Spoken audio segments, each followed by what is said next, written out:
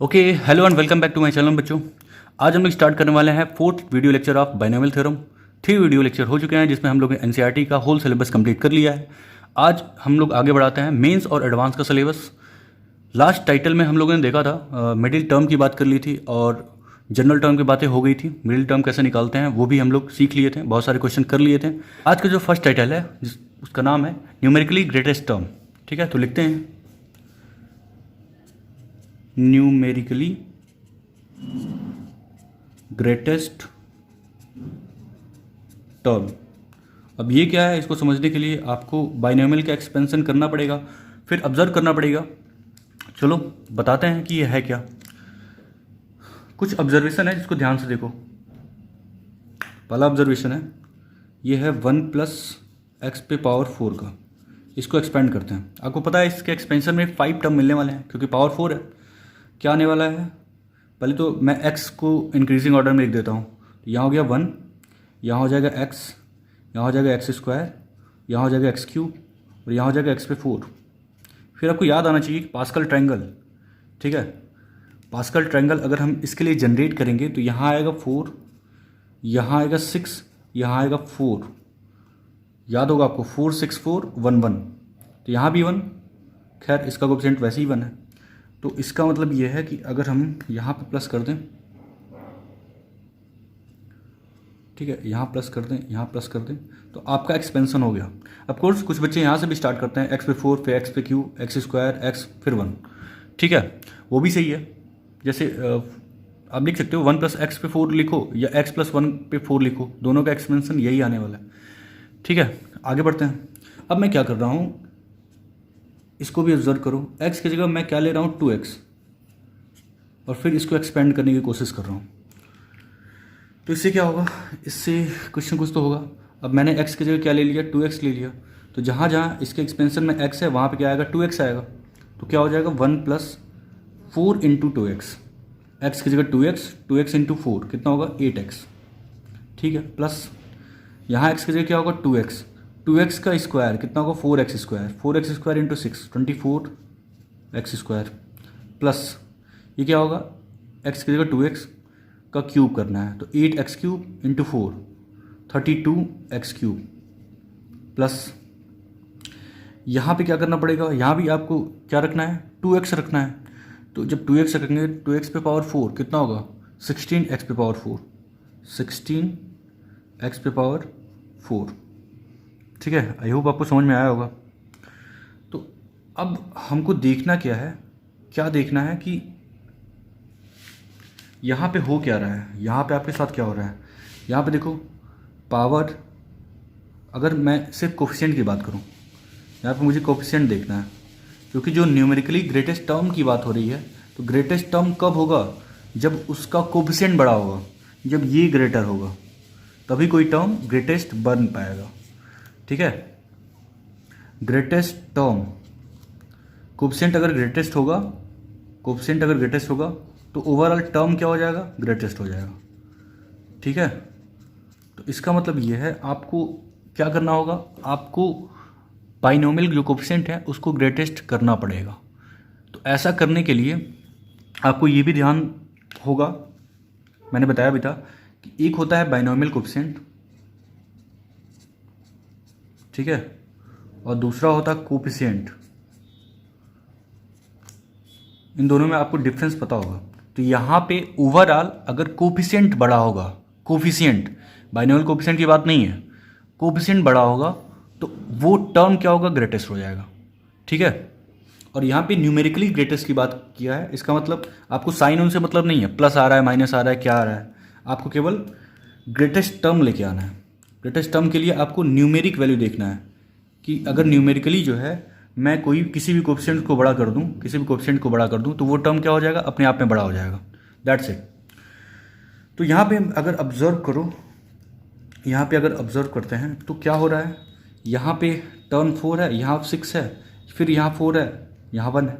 इसका मतलब यहाँ पे कुछ टर्म जो है क्या हुआ, ग्रेटेस्ट आया। ये टर्म क्या है, ग्रेटेस्ट है। ये जो भी टर्म है वो ग्रेटेस्ट है। अब ये मत सोचना कि सर क्यूब वाला तो बड़ा होता है एक्स स्क्वायर वाला, आपको न्यूमेरिकली ग्रेटेस्ट टर्म देखना है कि ग्रेटेस्ट टर्म कौन सा है, न्यूमेरिकली ग्रेटेस्ट टर्म में कोफिशिएंट कौन सा ग्रेटर है, वही देखना है सिर्फ। तो यहाँ पे 6 देखो ग्रेटर दिख रहा है। अच्छा, यहाँ पे अगर ऑब्जर्व करते हैं तो यहाँ मिल रहा है। ठीक है, तो ये टर्म कैलकुलेट करने के लिए कि ये टर्म किस पोजीशन पे आएगा, टर्म की पोजीशन जानने के लिए आपको इतना पता होना चाहिए कि जो भी टर्म, मान लो इसको टी आर, जनरली जो हम टी आर प्लस वन मानते हैं, टी आर प्लस वन ही मान लो।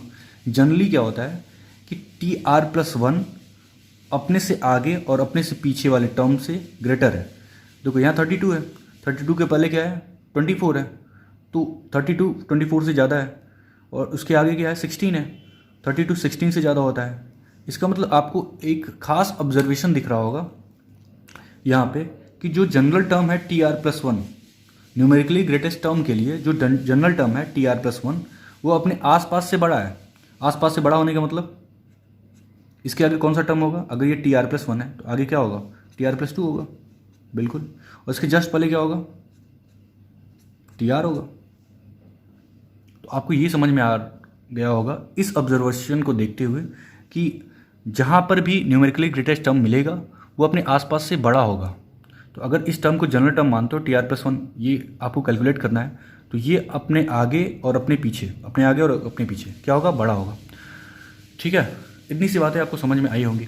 चूँकि आपको क्या करना है, न्यूमेरिकली देखना है, प्लस साइन माइनस साइन नहीं देखना है। तो आप मॉड लगा सकते हो, यहाँ पे आप चाहो तो मॉड लगा सकते हो। ठीक है, अब सोचो यहाँ पे अगर माइनस होता तो यहाँ अल्टरनेट प्लस माइनस आता, प्लस माइनस, तो आप कहते 24 प्लस माइनस 32, सर यही ग्रेटर है।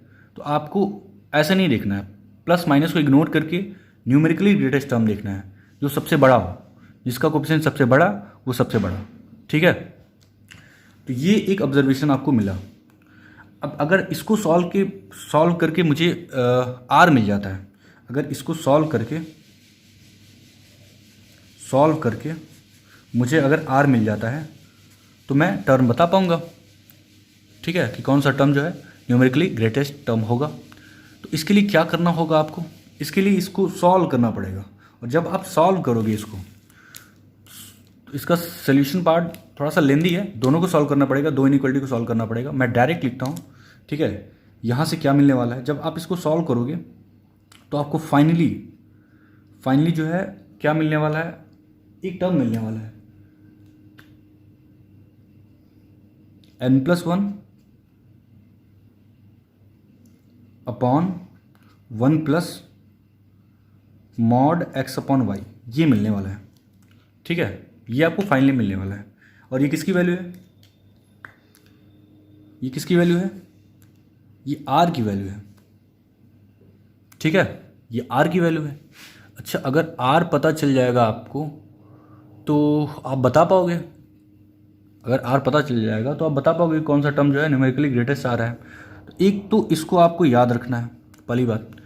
अब आपको ध्यान ये देना है कि देखो n क्या है, n इंटीजर है, ये सब भी क्या होंगे, यहाँ पे कोई टर्म, कुछ ना कुछ टर्म तो आएगा, लेकिन अगर कोएफिशिएंट कैलकुलेट करना है तो x और y को क्या लेना पड़ेगा, 1 लेना पड़ेगा।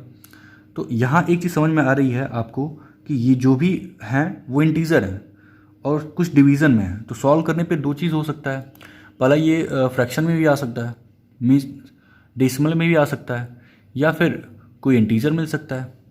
ठीक है, रहेगा तो पॉजिटिव ही, क्योंकि आर जो होता है वो क्या होता है, हमेशा पॉजिटिव होता है। आर का मतलब क्या है, टर्म है ना, टर्म में क्या होगा, हमेशा पॉजिटिव होगा। तो यहाँ पे दो कंडीशन है, या तो ये क्या हो सकता है डेसिमल, या फिर इंटीजर, पॉजिटिव इंटीजर। तो इसको आर ना मान के मैं एम मानता हूँ। ठीक है, एक पल के लिए एम मान लो। अब आर एक्यूरेट चाहिए आपको, आर एक्यूरेट चाहिए, तो आर की वैल्यू क्या आ सकती है, आर की वैल्यू जो है, अच्छा एक और चीज़ यहाँ पे चूँकि ग्रेटर दैन इक्वल है, तो एक बार क्या होगा, ये ग्रेटर दैन इक्वल आएगा, एक बार क्या होगा, ये लेस दैन इक्वल आएगा। ये सारी चीज़ें आएंगी। जब इसको सॉल्व करोगे तो ये कंडीशन, जब इन दोनों को सॉल्व करोगे तो ये कंडीशन। ठीक है, तो मैं एक पल के लिए इसको क्या मान लेता हूँ, m मान लेता हूँ कि लेट m इक्वल दिस, क्योंकि r की value greater than equal to this आना है एक बार इससे, और r की value less than or equal आना है इन दोनों को सॉल्व करने से। ठीक है, तो मैं इस वैल्यू को, चूँकि r की इक्वरेट बराबर नहीं आ रहा है, तो m मान लेता हूँ। ठीक है। अब आपको आर कैलकुलेट करना है, तो आर कैलकुलेट करने के लिए आपको क्या करना होगा, इसको सॉल्व करना होगा। m m-1, ठीक है, ये आपको आंसर देगा, ये आपको फाइनल आंसर देगा। ठीक है, तो चलो बच्चों, ये क्या था, न्यूमेरिकल पार्ट था। सोल्यूशन इसका काफ़ी बड़ा है, ठीक है, इसका प्रूफ काफ़ी बड़ा है। तो प्रूफ इंपॉर्टेंट नहीं है, रिजल्ट इंपॉर्टेंट है इसका। तो इसी रिजल्ट पे हम लोग एक क्वेश्चन करते हैं, समझते हैं। अब देखो, आर की वैल्यू m और m-1 के बीच होने वाली है, ठीक है, और आपको पता है कि आर क्या होता है, यहाँ आर क्या होता है, पॉजिटिव इंटीजर होता है, पॉजिटिव इंटीजर होता है। मीन्स आपका आंसर डेसिमल में नहीं आना चाहिए। ठीक है, तो एक क्वेश्चन करते हैं, आपको क्लियर होगा। चलो नेक्स्ट पेज में चलते हैं। क्वेश्चन है, वो नोट करो। आपको क्या करना है, the greatest term in the expansion, the greatest term in the expansion of 1 + x पे power 10 when x = 2/3 is what। आपको ये बताना है, ठीक है, कि इस एक्सपेंशन में जो ग्रेटेस्ट टर्म होगा वो क्या होगा। ठीक है, जो ग्रेटेस्ट टर्म होगा वो कौन सा होगा, और जब कंडीशन दिया है x जो है 2/3 के इक्वल हो। ठीक है, तो ये x की वैल्यू दे दी है यहाँ पे। तो चलो, हम लोग को रिजल्ट पता है, हम लोग रिजल्ट का यूज़ करेंगे। रिजल्ट क्या था, m इक्वल क्या था, m इक्वल था n+1 divided by 1 + mod x/y। ठीक है, x की जगह क्या है, क्योंकि जो भी आप बाइनोमियल पढ़े हो उसका जो बेसिक टर्म था x + y पे क्या था, n था। तो यहाँ पे x की जगह क्या है, 1 है, y की जगह क्या है, x है। ठीक है, इसको सॉल्व करते हैं। सॉल्व जब करेंगे तो n का मतलब क्या है, 10 है, 10 + 1 डिवाइडेड बाई 1 प्लस मॉड में x की जगह क्या है, x की जगह 1 है, डिवाइडेड बाई, अच्छा y की जगह क्या है, y की जगह x है। ठीक है, और सॉल्व करते हैं। 11/1 प्लस, अब यहाँ पे देखो x भी दिया है, तो जब 1 क्या करना होगा, 2/3 करना पड़ेगा। तो ओवरऑल क्या हो जाएगा, 11/3/2। ठीक है, मॉड में 3/2, मॉड से बाहर आएगा 3/2, 3/2 + 1 कितना होगा, 5/2, 5/2, और 11/5/2 कितना होगा,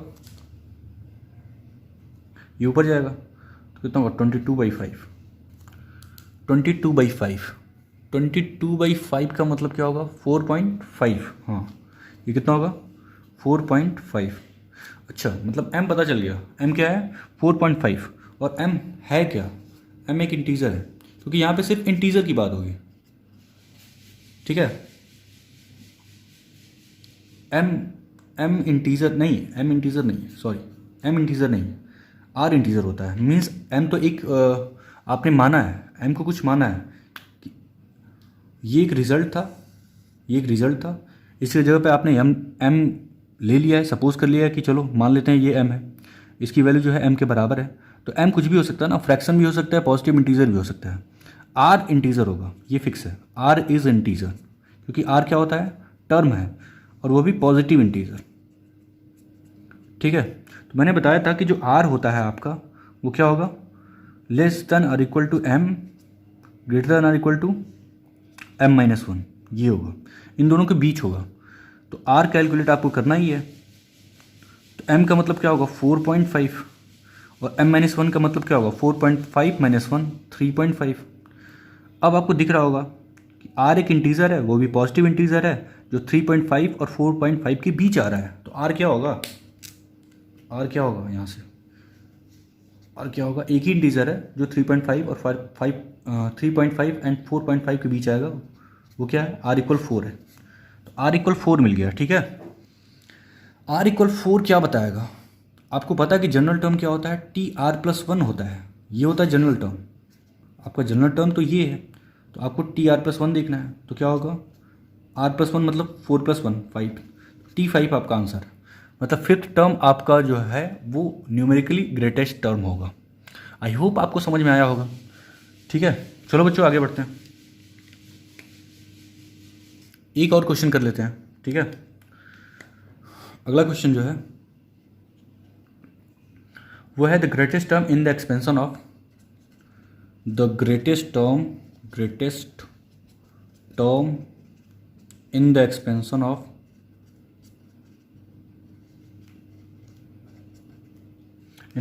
ऑफ वन प्लस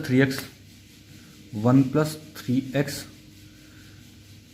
पे पावर कितना 54 है, व्हेन x इक्वल 1/3 दिया है। ठीक है, इसको सॉल्व करना है। अच्छा, इसको सॉल्व करने के लिए क्या करना पड़ेगा, तरीका वही है। इसका सोल्यूशन पार्ट देखो, तरीका तो सेम ही है। तरीका क्या है कि आपको पता है n की जगह क्या है 54 है, तो आपको पहले कैलकुलेट करना होगा m, और m क्या होता है, m होता है n+1 divided by 1 + mod x/y। ठीक है, अब रखते हैं यहाँ पे क्या होगा, n की जगह 54 है तो 54 + 1 कितना होगा 55 अपॉन 1 प्लस x/y। x की जगह क्या है 1 है, y की जगह क्या है 3x है, तो मॉड में क्या होगा 1/3x आएगा, क्योंकि x की जगह 1 है। अच्छा, जब इसको और सॉल्व करते हैं तो 55 अपॉन कितना होगा 1 प्लस x की जगह आपको क्या लिखना है 1/3 रखना है, तो x की जगह अगर 1/3 होगा तो क्या मिलने वाला है 1 मिलने वाला है।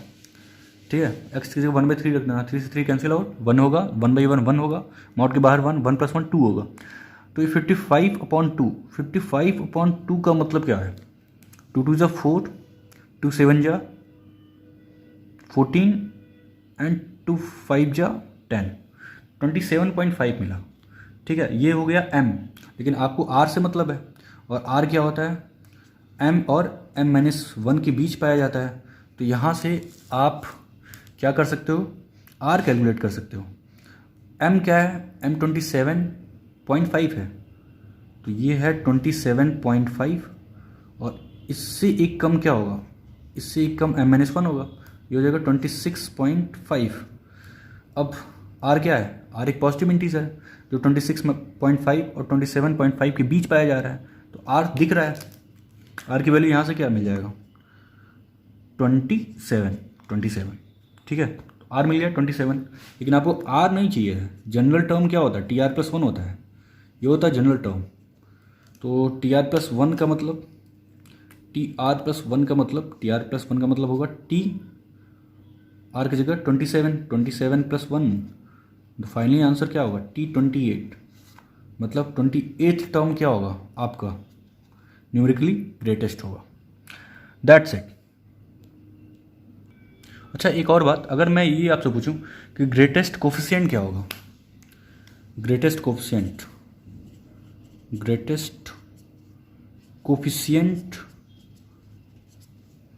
ऑफ एक्सपेंशन क्या होगा, या इन एक्सपेंशन ऑफ नहीं, इन एक्सपेंशन क्या होगा, किसी भी एक्सपेंशन में जो ग्रेटेस्ट कोफिशिएंट होगा वो क्या होगा। तो यहाँ पे ग्रेटेस्ट कोफिशिएंट, और अगर कोफिशिएंट ना नाम देके मैं कुछ और क्लियर करूँ, बाइनोमियल कोफिशिएंट,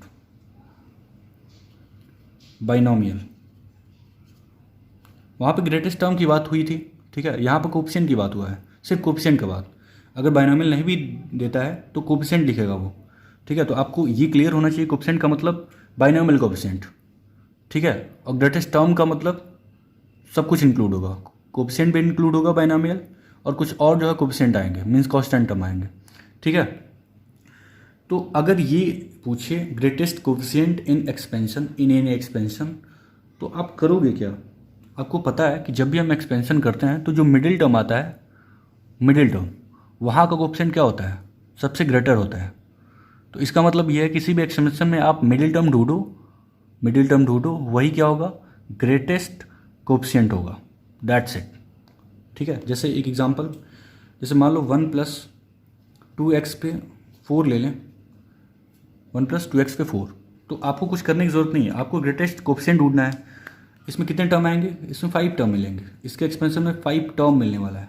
अच्छा, 5 क्या होता है, ऑड होता है, और इसका मतलब थर्ड टर्म इसका क्या होगा, मिडिल टर्म होगा। तो आपको मिडिल टर्म से मतलब है, तो थर्ड टर्म क्या होगा, मिडिल टर्म होगा, सही है, middle term, third term is middle term. और अगर थर्ड टर्म मिडिल टर्म आपको मिल गया, इसका मतलब यही क्या होगा, यही ग्रेटेस्ट कोफिशिएंट होगा। और अगर आपको ग्रेटेस्ट कोफिशिएंट लिखना है तो कैसे लिखोगे, 4c3, 4c3। अच्छा थर्ड टर्म है, थर्ड टर्म में 2 आएगा, ठीक है ना, याद रखना ये थर्ड टर्म है, यहाँ पे 2 आएगा, तो 4c2 ये आपका आंसर होगा, ठीक है, ये आपका आंसर होगा। थर्ड टर्म ही ग्रेटेस्ट टर्म होगा, जो कि क्या है, 4c2। अगर इसका कोफिशिएंट लिखना है थर्ड टर्म का तो 4c2 होगा, दैट्स इट। ये हो गया ग्रेटेस्ट कोफिशिएंट, ग्रेटेस्ट कोफिशिएंट है summation of series containing binomial coefficient. Summation of series containing binomial coefficient.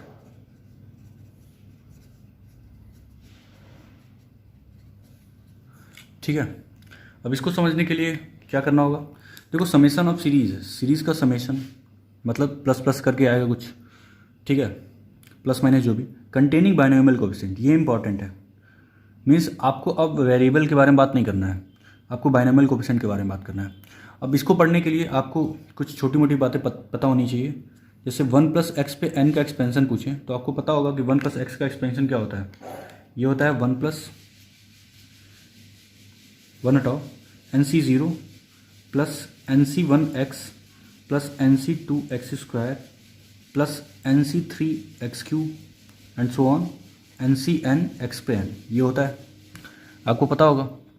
अगर मैं आपसे पूछूं, ये तो फर्स्ट ऑब्जर्वेशन है, सेकंड में अगर मैं ये करूं, मैं चाहता हूं कि x को मैं पहले लिखूं और 1 को बाद में लिखूं, तो कोई फ़र्क नहीं पड़ेगा। इस बार क्या हो जाएगा, nc0 + nc1x पे n, यहाँ पे x पे n से स्टार्ट होगा, और यहाँ पे क्या होगा, x पे n-1 + nc2x पे n-2 + nc3x पे n-3, ठीक है, एंड सो ऑन। अगला क्या, लास्ट में क्या होगा, ncn x पे n-n, तो ये होगा, ठीक है। अब मैं अगर पूछूं कि थर्ड मेरा ऑब्जर्वेशन क्या है, थर्ड में क्या जानना चाहता हूँ मैं, 1 - x पे n जानना चाहता हूँ। तो 1 - x पे n का एक्सपेंशन क्या होगा, बस अल्टरनेट, इस फार्मूले में अल्टरनेट प्लस माइनस आएंगे, तो प्लस माइनस लिखते हैं, क्या होगा, nc0 - nc1x + nc2x² - nc3x³ and so on, ठीक है। फोर्थ ऑब्जर्वेशन क्या है, अगर मैं इसी को रिवर्स ऑर्डर में लिखूं, मीन्स x - 1 पे n जानना चाहूँ, तो क्या होगा, nc0 x पे n माइनस nc1 x पे n-1 + nc2 x पे n-2 माइनस nc3 x पे n-3 and so on, dot dot dot करके। तो इसका मतलब ये है कि आपने इन 4 ऑब्जर्वेशन को देखा, कुछ नहीं, बाइनोमियल एक्सपेंशन ही था, ठीक है। अब इसी में मैं कुछ ऐसा करूँगा, कुछ सब्स्टिट्यूट करूँगा, ठीक है, जिससे कि मुझे वेरिएबल ख़त्म होता हुआ दिख जाए, और मैं कुछ टर्म्स को प्रूव कर पाऊँ, कुछ प्रूफ वगैरह कर पाऊँ, ठीक है, कुछ रिजल्ट को प्रूव कर पाऊँ, कुछ क्वेश्चन सॉल्व कर पाऊँ। मतलब यही है कि इनका यूज़ करते हुए आपको, इनका यूज़ करते हुए और सब्स्टिट्यूशन का यूज़ करते हुए, सब्स्टिट्यूशन का मतलब अब जैसे मान लो 1 + x पे n है, ठीक है, वो ये है, मैं कभी भी x की वैल्यू कुछ भी ले सकता हूँ, ठीक है, अपनी मर्ज़ी से मैं कुछ भी सब्स्टिट्यूट कर सकता हूँ रिजल्ट के बेसिस पे कि मुझे क्या प्रूव करना है, ठीक है। तो चलो क्वेश्चन से ही क्लियर होगा, तो इस पे बेस्ड क्वेश्चन देखते हैं। अब आप जो इसकी हेल्प से जो है बहुत सारे रिजल्ट लिख सकते हो। जैसे अगर मैं सब्स्टिट्यूट करना चाहूँ इसमें, फर्स्ट वाले में मैं सब्स्टिट्यूट कर रहा हूँ x की जगह 1, तो लेफ्ट हैंड साइड क्या बनेगा, 1 + 1 पे पावर n, और राइट हैंड साइड क्या बनेगा, x की जगह क्या रख दो, 1 रख दो, तो क्या मिलेगा, 1 रखने के बाद क्या मिलने वाला है, 1 रखने के बाद, इसमें 1 रखने के बाद NC0 मिलेगा, फिर NC1 मिलेगा, NC2 मिलेगा, NC3 मिलेगा and dot dot dot NCN मिलेगा। और ये क्या मिल गया लेफ्ट हैंड साइड 2 पे n। अच्छा, NC0 को आप C0 भी लिख सकते हो, ये दोनों क्या सेम चीज़ है। NC1 को आप C1 लिख सकते हो, NC2 को C2 लिख सकते हो, NC3 को C3 लिख सकते हो एंड सो ऑन। NCN को CN लिख सकते हो शॉर्ट फॉर्म में। एक ये रिजल्ट मिल गया आपको, ठीक है। और ध्यान से देखो, कुछ और रिजल्ट हम लोग लेके आते हैं। अगर मैं सेकंड नहीं थर्ड वाले में x की जगह 1 रख दूँ तब क्या होगा? ये तो मैंने 1 से प्रूव किया है। थर्ड वाले में क्या रखना चाहता हूँ मैं? x की जगह 1। x की जगह 1 रखने पे क्या मिलने वाला है? थर्ड में 1 रखने पे क्या होगा? लेफ्ट हैंड साइड 1 माइनस 1 पे n, और राइट हैंड साइड क्या बनने वाला है? राइट हैंड साइड बनने वाला है, यहाँ पे ध्यान दो, राइट हैंड साइड बनेगा NC0 minus NC1 plus NC2 minus NC3 plus NC4 dot dot dot. तो इसका मतलब ये है कि ये तो लेफ्ट हैंड साइड 0 बन गया और राइट हैंड साइड क्या बना? NC0 minus NC1 plus NC2 minus NC3 plus NC4 and dot dot dot. ठीक है, ये कुछ बन गया। अब इससे क्या हो सकता है? इसे देखो, अगर मैं निगेटिव वाले पार्ट को लेफ्ट हैंड साइड में शिफ्ट करूं तो यहाँ से दिख गया आपको राइट हैंड साइड में क्या है? NC0 मिला प्लस NC2 मिला प्लस NC4, मीन्स इवन वाले आ रहे हैं, प्लस का समथिंग इक्वल क्या मिल गया? इधर ऑड वाले आ जाएंगे, इधर NC1 plus NC3 plus NC5 and so on dot dot dot. तो इसका मतलब ये इवन वाले टर्म इक्वल आ रहे हैं ऑड वाले टर्म के इस रिजल्ट से। ठीक है, फर्स्ट रिजल्ट में आपको क्या दिख रहा है? क्या आप इसको ये भी बोल सकते हो कि ये है sum of all coefficient in expansion of 1 plus x पे n, या बोल सकते हो, ठीक है, कि 1 प्लस एक्स पे n के एक्सपेंशन में ये सम ऑफ ऑल कोफिशिएंट है और उसकी वैल्यू किसके इक्वल आ रहा है? 2 पे n की। ठीक है, तो आपको पता है कि जो कोफिशिएंट है उसमें इवन है ऑड है, सम ऑफ ऑल कोफिशिएंट में इवन वाले कोफिशिएंट भी आ रहे हैं, ऑड वाले कोफिशिएंट भी आ रहे हैं। तो अगर सेकेंड वाले केस में इवन इक्वल ऑड आ रहा है तो टोटल जो है किसके इक्वल है? 2 पे पावर n के। तो इनमें से एक किसके इक्वल होगा? 2 से डिवाइड कर दो, क्योंकि हाफ इवन होंगे हाफ ऑड होंगे। ठीक है, हाफ इवन होंगे हाफ ऑड होंगे। तो टोटल इवन प्लस ऑड, आपको पता है इवन प्लस ऑड मिलके कितना दे रहे हैं? 2 पे n दे रहे हैं। ठीक है, और ये दोनों आपस में क्या है? इक्वल होंगे, क्योंकि जितने नंबर ऑफ इवन टर्म होंगे उतने नंबर ऑफ ऑड टर्म होंगे। तो अगर मैं इवन पूछूँ आपसे तो इवन नंबर ऑफ टर्म क्या होगा? 2 पे n डिवाइडेड बाई 2 करना पड़ेगा, मीन्स 2 पे n माइनस 1। ये भी एक रिजल्ट होता है। ठीक है, ये भी एक रिजल्ट होता है।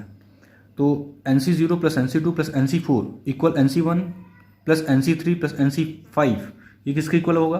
2 पे n माइनस 1 के। ये आपको पता होना चाहिए। ठीक है, और आगे बढ़ते हैं। एक और रिजल्ट होता है, चाहो तो आप याद कर सकते हो उसको। ठीक है, मैं लिख देता हूँ, वैसे इतना ज़रूरत नहीं पड़ने वाला इसकी। ठीक है, फिर भी मैं लिख देता हूँ। ये रिज़ल्ट है कि ये रिज़ल्ट ही याद करना, याद रखना। हालांकि मैं इसका यूज़ नहीं करने वाला हूँ, ठीक है, बट बहुत सारे क्वेश्चन में इसका यूज़ किया गया है। मैं वो सारे क्वेश्चन डिफरेंशिएशन और इंटीग्रेशन से बता दूंगा, ठीक है ना, वो आसान होता है। तो आपको रिज़ल्ट याद रखना है कि NCR को एनी टाइम आप n अपॉन r, ठीक है, देखो n अपॉन r मैं कर रहा हूँ, n अपॉन r, तो क्या हो रहा है? एक मैं n माइनस 1 यहाँ से कम कर रहा हूँ c, एक r माइनस r से कम कर रहा हूँ एक, ठीक है, तो r माइनस 1 हो जाएगा। ठीक है, इसी चीज़ को आप कंटिन्यू भी कर सकते हो। जैसे मान लो ये n अपॉन r मैंने लिख दिया, अब इसको आप तोड़ना चाहते हो तो क्या होगा? इसको तोड़ने के लिए ऊपर वाला क्या है? n minus 1 upon r minus 1। ठीक है, ये करने के बाद फिर क्या बचने वाला है? एक कम बचने वाला है, n minus 2 c r minus 2। अब इसी चीज़ को आप कंटिन्यू कर सकते हो, तो ये भी एक रिजल्ट होता है। ठीक है, इसकी हेल्प हम लोग क्वेश्चन को सॉल्व करने में करते हैं, बट ये है कि इसका हम लोग यूज़ यहाँ पे नहीं करेंगे। इसके प्रॉब्लम जो है हम लोग डिफरेंशिएशन और इंटीग्रेशन से सॉल्व कर सकते हैं। ठीक है, ओके, आगे बढ़ते हैं।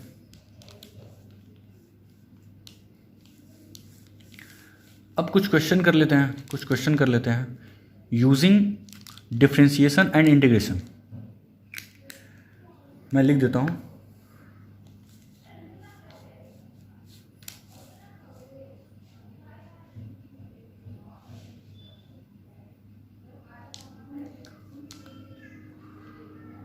डिफ्रेंशिएशन एंड इंटीग्रेशन, इन दोनों का यूज़ करके आप बाइनोमियल कोफिशिएंट्स के प्रॉब्लम कर सकते हो। जैसे क्वेश्चन नंबर 1, अगर मैं क्वेश्चन नंबर 1 कहूँ,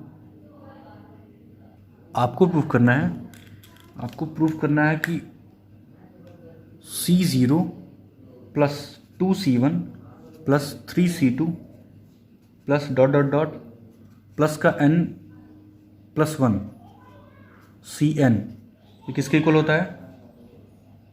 ये इक्वल होगा किसके इक्वल होगा, ये आपको प्रूव करना है। इसका रिजल्ट किसके इक्वल होगा? किसके एक्सपेंशन में? 1 प्लस एक्स पे पावर n के एक्सपेंशन में। आपको ये रिजल्ट बताना है कि इसकी वैल्यू किसके इक्वल होगा। ठीक है, तो अगर ये देखना है कि इसकी वैल्यू किसके इक्वल आ रहा है तो आपको करना क्या होगा? आपको थोड़ा सा दिमाग लगाना होगा। क्या दिमाग लगाना है आपको? कि इसका आंसर क्या आ रहा है।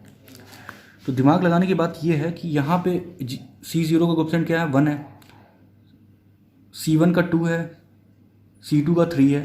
तो आपको सिर्फ दिमाग इस पे लगाना है। ठीक है, और ये किसके बराबर होता है? ये NC0 plus NC1x NC2x square plus NC3x³ plus NC4 x पे power 4 and dot dot dot, इसके इक्वल होता है। और आपको ये भी पता होना चाहिए कि डिफ्रेंशिएशन, बेसिक डिफ्रेंशिएशन आपने फिजिक्स में पढ़ा होगा अभी तक। ठीक है, क्योंकि डिफ्रेंशिएशन जो है 11th में लास्ट में आता है और 12th में जो है मिड में आता है। ठीक है, तो ये तो स्टार्टिंग के चैप्टर्स हैं, तो यहाँ पे डिफ्रेंशिएशन आपको फिजिक्स सिखाएगा। तो बेसिक डिफ्रेंशिएशन ही चाहिए और बेसिक इंटीग्रेशन ही चाहिए। मतलब 1-2 फार्मूला अगर आपको पता है, u into v d by d x of u into v d by d x of u plus minus b, तो भी आपका काम चल जाएगा। ठीक है, हाँ, तो अब आपको ये रिज़ल्ट प्रूव करना है कि ये रिज़ल्ट किसके इक्वल आएगा। तो ये रिज़ल्ट किसके इक्वल आएगा, तो आप देखो C0 का जो कोएफिशिएंट है वो क्या है? 1 है। यहाँ भी है, कोई दिक्कत नहीं है। NC0 लिखो या C0 लिखो, बात एक ही है। अब इस रिज़ल्ट को आप ये भी लिख सकते हो C0 plus C1x plus C2x square plus C3x³ and so on. ठीक है, और यहाँ पे क्या है? 1 प्लस एक्स पे n है। अब आपको रिज़ल्ट प्रूव करना है। तो रिज़ल्ट प्रूव करने के लिए अगर मैं डायरेक्ट इसको डिफ्रेंशिएट कर दूँ तो आपको पता है ये क्या है? C0 है, मतलब कांस्टेंट है। कांस्टेंट का डिफ्रेंशिएशन क्या होता है? 0 होता है। तो अगर मैं यहाँ पे डायरेक्ट डिफ्रेंशिएट कर देता हूँ तो प्रॉब्लम हो जाएगी, ये C0 गायब हो जाएगा। लेकिन आपके रिज़ल्ट में क्या है? C0 है। तो करना क्या होगा? मैं क्या कर रहा हूँ? मल्टीप्लाई कर रहा हूँ। किसका मल्टीप्लाई कर रहा हूँ? Multiply by x both side. मैं बोथ साइड क्या कर रहा हूँ? एक्स से मल्टीप्लाई कर रहा हूँ। तो एक्स से मल्टीप्लाई करेंगे तो लेफ्ट हैंड साइड में क्या आएगा? एक्स इंटू 1 प्लस एक्स पे n, ये आएगा। अच्छा, यहाँ पे क्या मिलने वाला है? यहाँ पे C0x प्लस यहाँ पे क्या होगा? C1x स्क्वायर, यहाँ पे C2x³, यहाँ पे C4x पे 4, सॉरी C3 है, C3x पे 4 एंड डॉट डॉट डॉट। अब देखो, अगर हम राइट हैंड साइड को देखें और डिफ्रेंशिएशन के बारे में सोचें तो C0x है। अब यहाँ पे 0 नहीं बनेगा। जब डिफ्रेंशिएट करोगे तो क्या मिलने वाला है? यहाँ पे C0 मिलने वाला है। यहाँ पे क्या मिलेगा? एक्स स्क्वायर का डिफ्रेंशिएशन क्या होता है? 2x, ये तो कांस्टेंट है। तो 2x या फिर 2C1x ये मिलने वाला है। तो यहाँ पे रिजल्ट में 2C1 कुछ है। फिर यहाँ से क्या मिलेगा? 3C2x स्क्वायर, तो 3C2 कुछ मिल रहा है। तो इसका मतलब ये है कि अब आप क्या कर सकते हो? दोनों तरफ डिफ्रेंशिएट कर सकते हो। नाउ डिफ्रेंशिएट बोथ साइड को मैं क्या कर रहा हूँ? डिफ्रेंशिएट कर रहा हूँ। तो डिफ्रेंशिएट जब आप करोगे तो यहाँ पे क्या लगेगा? प्रोडक्ट रूल लगेगा। तो ये हो जाएगा D by d x of x into 1 plus x पे n इक्वल, ठीक है, यहाँ पे क्या होगा, C0x है तो इसका डिफ्रेंशिएशन क्या होगा, C0 होगा, प्लस इसका डिफ्रेंशिएशन क्या होगा, 2C1x होगा, इसका 3C2x² होगा, इसका 4C3x³ होगा, एंड डॉट डॉट डॉट। ठीक है, अब देखो अगर हम इस सब्स्टिट्यूशन में, अभी मैं x नहीं लिखने वाला हूँ, x की जगह कोई सब्स्टिट्यूशन नहीं लेने वाला हूँ, क्योंकि मुझे अभी इसको सॉल्व करना है।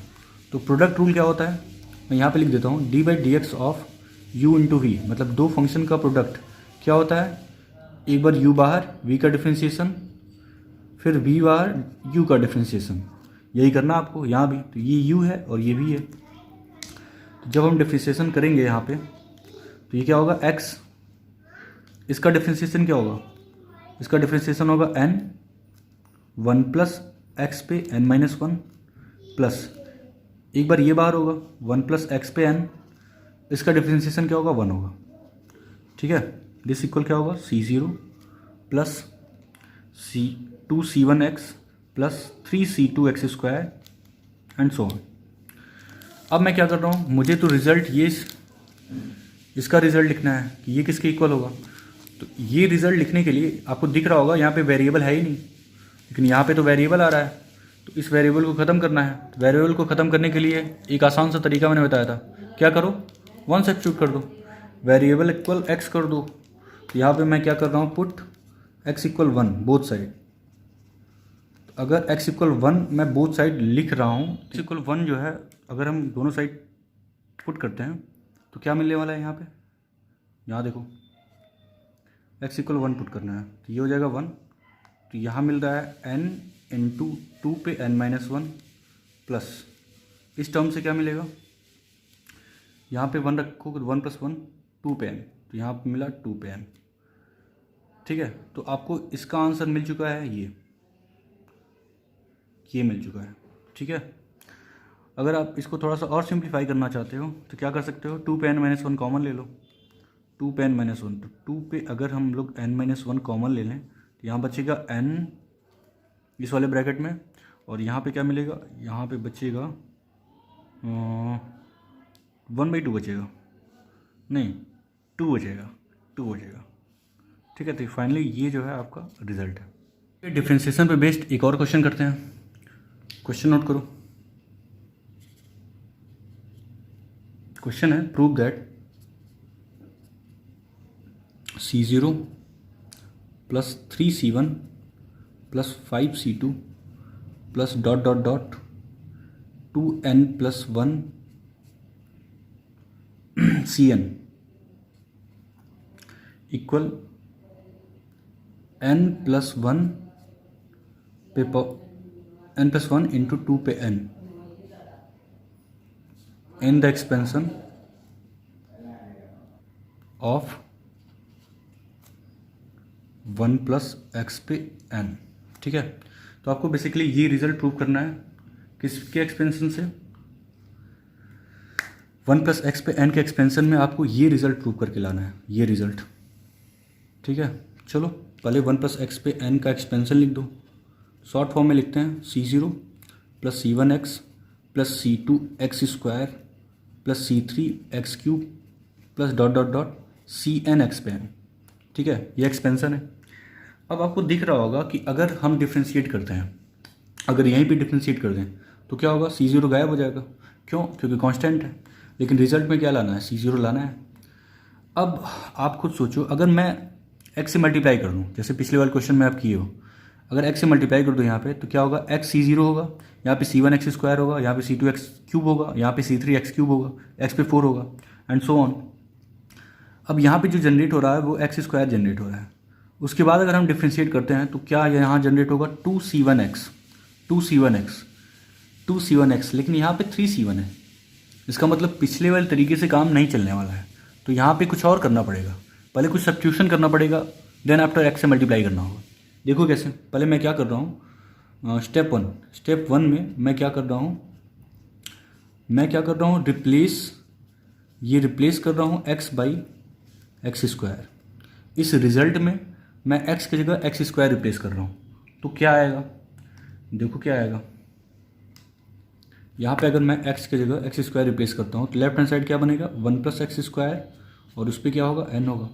अच्छा राइट हैंड साइड में क्या जनरेट होगा, यहाँ पे C0 जनरेट होगा, यहाँ पे C1 x की जगह एक्स स्क्वायर प्लस यहाँ पे C2 x की जगह एक्स स्क्वायर और उस पर पावर 2 है तो x पे 4 जनरेट होगा। यहाँ पे C3 x पे पावर 6 जनरेट होगा एंड सो ऑन। अब अगर मैं यहाँ पे डिफ्रेंशिएट कर देता हूँ तो C0 वैसे ही गायब है, लेकिन आपके रिजल्ट में C0 चाहिए। इसका मतलब अब क्या करना होगा, स्टेप टू में आपको क्या करना पड़ेगा, मल्टीप्लाई बाय एक्स करना पड़ेगा। Multiply by x both side मैं क्या कर रहा हूँ, एक्स से मल्टीप्लाई कर रहा हूँ। एक्स से अगर मैं मल्टीप्लाई करता हूँ तो लेफ्ट हैंड साइड में क्या जनरेट होगा, x 1 प्लस एक्स स्क्वायर पे पावर n, और राइट हैंड साइड में क्या जनरेट होगा वो मैं लिख देता हूँ, C0 x plus C1 x cube plus C2 x पे पावर 5 प्लस C3 एक्स पे power 6 plus dot dot dot. ठीक है, अब क्या कर सकते हो आप, अब आप डिफ्रेंशिएट कर सकते हो। अब आपको रिजल्ट मिल जाना है। क्यों मिल जाना है, क्योंकि x 3 है। जब आप इसको डिफ्रेंशिएट करोगे तो क्या जनरेट होगा यहाँ पे 3C1 x square, 3C1 x square. यहाँ पे क्या जनरेट होगा 5C2 एक्स पे पावर 4। ठीक है, तो अब आप डिफ्रेंशिएट कर सकते हो जिससे आपको रिजल्ट मिल जाएगा, ये वाला रिजल्ट। ठीक है, ये वाला रिजल्ट जो प्रूव करना है आपको। ठीक है, अब मैं क्या कर रहा हूँ, नाउ डिफ्रेंशिएट बोथ साइड।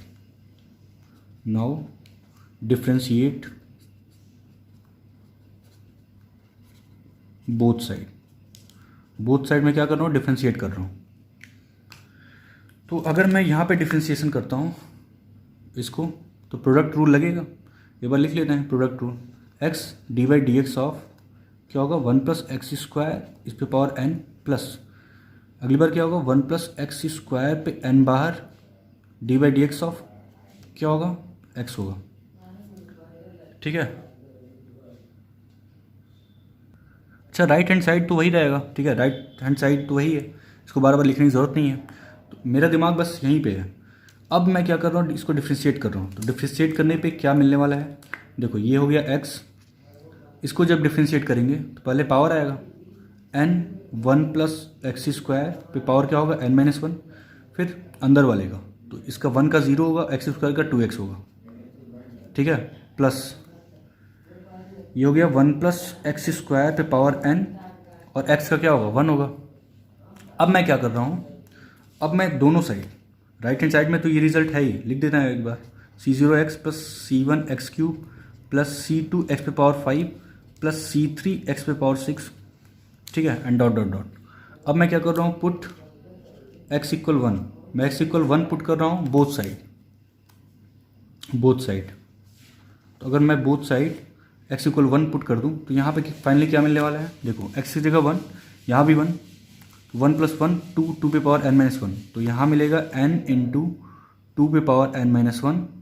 यहाँ पे देखो, यहाँ पे क्या मिलने वाला है, यहाँ पे मिलने वाला है 2 इंटू 1 मीन्स 2, तो यहाँ पे 2 भी है एक, प्लस यहाँ पे क्या मिलेगा, देखो 1 रखने पे 1 प्लस 1 मतलब 2 पे n। तो फाइनली जो रिजल्ट है वो क्या है, देख यहाँ पे देखो 2 पे n-1 2 पे 1 क्या जनरेट करेगा, n इंटू 2 पे n जनरेट करेगा और प्लस 2 पे n। तो फाइनली जो है 2 पे n कॉमन दिख रहा है होगा, तो यहाँ पे क्या मिलेगा n+1। यही रिजल्ट प्रूव करना था। यहाँ पे देखो प्रूफ में यही प्रूव करना था आपको, ये रिजल्ट ये दिख रहा होगा, ये रिजल्ट आपको प्रूव करना था। ठीक है, आई होप आपको समझ में आया होगा। अच्छा राइट हैंड साइड देखो, x इक्वल 1 पुट करने पे क्या मिलेगा राइट हैंड साइड में C0 प्लस, अच्छा एक गलती ये हुई है, इसको मैंने राइट हैंड साइड को डिफ्रेंशिएट नहीं किया है। ठीक है, तो डिफ्रेंशिएशन के बाद क्या मिलने वाला है C0 plus 3C1 plus 5C2 plus यहाँ पे 6 था तो x पे 5 x पे 6 भी मिल रहा है, तो 1357 मिलना चाहिए। यहाँ पे ये 7 होगा। जब मैं x से मल्टीप्लाई किया हूँ सब में तो ये 7 बनेगा, ये 7 बनेगा। ठीक है, तो अगला जो रिजल्ट होगा वो क्या होगा, 7C3 एंड सो ऑन। तो बस यही रिजल्ट प्रूव करना था, प्रूफ हो गया। ठीक है, एक बार राइट हैंड साइड को डिफ्रेंशिएट कर लेना x से मल्टीप्लाई करने के बाद। लेफ्ट हैंड साइड आपको समझ में आया होगा, राइट हैंड साइड तो वैसे ही आपका रिजल्ट है। तो आई होप बच्चों आपको समझ में आया होगा। एक क्वेश्चन हम लोग इंटीग्रेशन पे कर लेते हैं। ओके, इंटीग्रेशन पे बेस्ड एक क्वेश्चन कर लेते हैं, थोड़ी सी और क्लैरिटी आएगी। तो इंटीग्रेशन वाले क्वेश्चन में क्या होगा कि जो कोफिशिएंट होंगे उसके नीचे जो है कुछ कांस्टेंट टर्म आएंगे। ठीक है, डिफरेंशिएशन में क्या होता था, जो कोफिशिएंट होते थे उनके सामने जो है कांस्टेंट टर्म आते थे। दैट्स इट, बस इतना ही डिफरेंस है डिफरेंशिएशन एंड इंटीग्रेशन में। चलो एक क्वेश्चन से समझते हैं। क्वेश्चन नोट करो। क्वेश्चन है प्रूव दैट क्या प्रूव करना है आपको प्रूव करना है C0 plus C1/2 plus C2/3 plus C3/4 plus dot Cn/n+1 this equal 1/n+1 2 पे पावर n+1 -1, ये प्रूव करना है। ठीक है, ये आपको प्रूव करना है किसके एक्सपेंशन में, 1 + x पे पावर n के एक्सपेंशन में, 1 + x पे पावर n के एक्सपेंशन में, ये आपको प्रूव करना है। ठीक है ना, प्रूव करते हैं। पहले 1 + x पे n का एक्सपेंशन लिख देते हैं।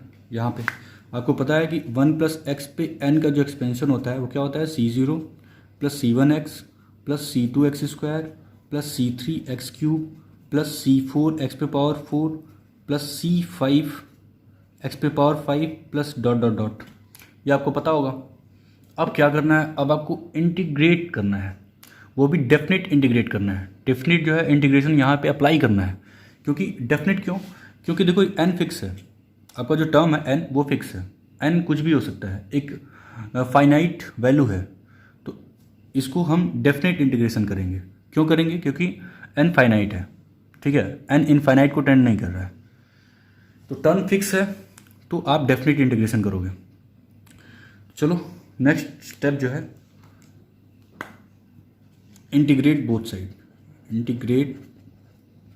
साइड, दोनों साइड जो है इंटीग्रेट कर देते हैं। तो इसका आंसर क्या होगा, 1 + x पे n+1 डिवाइडेड बाई n+1। आपको ये पता होगा कि इंटीग्रेशन ऑफ x पे n क्या होता है, x पे n+1/n+1, ये इंटीग्रेशन होता है। ठीक है, वही मैंने यहाँ पे अप्लाई किया है। अब मैंने बताया था चूंकि आप डेफिनेट इंटीग्रेशन कर रहे हो तो आपको लिमिट भी लगाना पड़ेगा। लिमिट होगा 0 to x। आप x अपने हिसाब से जनरेट कर सकते हो। ठीक है, x आपको क्या लेना है वो आप डिसाइड करोगे प्रूफ को देखते हुए। लेकिन चूंकि ये डेफिनेट इंटीग्रेशन है इसलिए लोअर लिमिट 0 होगा, upper limit x will be anything. अच्छा, उसके बाद राइट हैंड साइड को भी करना है। तो राइट हैंड साइड में क्या होगा, इसका इंटीग्रेशन C0x, इसका इंटीग्रेशन क्या होगा C1x² डिवाइडेड बाई 2, इसका इंटीग्रेशन C2x³ डिवाइडेड बाई 3, इसका इंटीग्रेशन C3x4 डिवाइडेड बाई 4, इसका integration C4x5 divided by 5 plus dot. ठीक है, आई होप इतना समझ में आया होगा। अच्छा, अगर लिमिट आपने लेफ्ट हैंड साइड में लगाया है तो राइट हैंड साइड में भी लगाना पड़ेगा। इसका भी लिमिट क्या होगा, 0 to x। अब आपको पता होगा कि पहले क्या अप्लाई होता है, पहले अपर लिमिट अप्लाई होता है, फिर माइनस लोअर लिमिट, वो अप्लाई कर लेते हैं।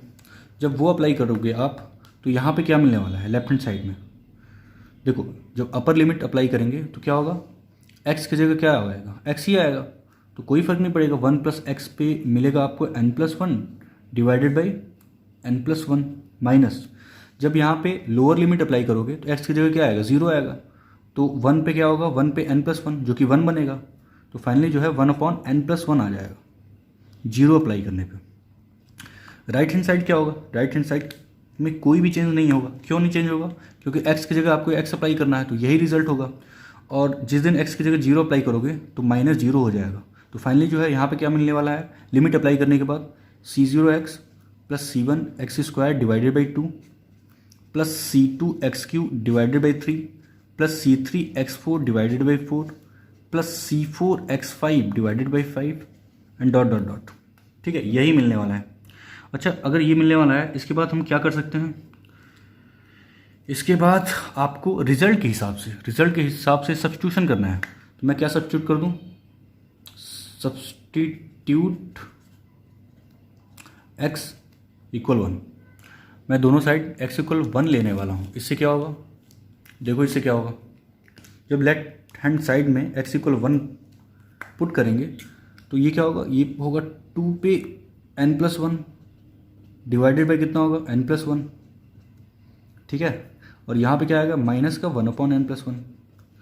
अच्छा, राइट हैंड साइड में अगर हम सब्स्टिट्यूट करते हैं x की जगह 1 तो क्या होगा, रिजल्ट आपका आ जाएगा। यहाँ क्या होगा C0, यहाँ क्या हो जाएगा C1/2, यहाँ क्या होगा C2/3, यहाँ क्या होगा C3/4, यहाँ क्या होगा C4/5 plus dot dot dot, ठीक है। अच्छा, इसको सॉल्व करना है। इसको सॉल्व करने के लिए आपको क्या करना होगा, यहाँ पे आप देख सकते हो, यहाँ पे क्या है n+1 नीचे है तो 1/n+1 तो बाहर कर लो। यहाँ पे क्या मिलेगा, यहाँ पे मिलेगा 2 पे n+1 और माइनस का 1। यही था right hand side, this equal right hand side. हो गया प्रूफ, ठीक है। तो आपको बस डिफ्रेंशिएशन और इंटीग्रेशन करते टाइम पे ये देखना होगा रिजल्ट में, अगर वो मल्टीपल है अगर जो है वो मल्टीपल आता है, मल्टीपल का मतलब ये है कि कोफिशिएंट में कुछ भी कांस्टेंट और मल्टीप्लाई है तो आप क्या यूज़ करोगे, डिफ्रेंशिएशन। और अगर कोफिशिएंट के नीचे कुछ कांस्टेंट टर्म आ रहे हैं तो आपको इंटीग्रेशन यूज़ करना है। दैट्स इट, बस इतना ही करना है, ठीक है बच्चों। आज के लिए बस इतना ही। अगले वीडियो में हम लोग नेक्स्ट टाइटल जो है और आगे बढ़ेंगे, कुछ और टर्म इंट्रोड्यूस कराएंगे, ठीक है। तब तक के लिए आप लोग फोकस्ड होकर पढ़ाई करो। Bye bye.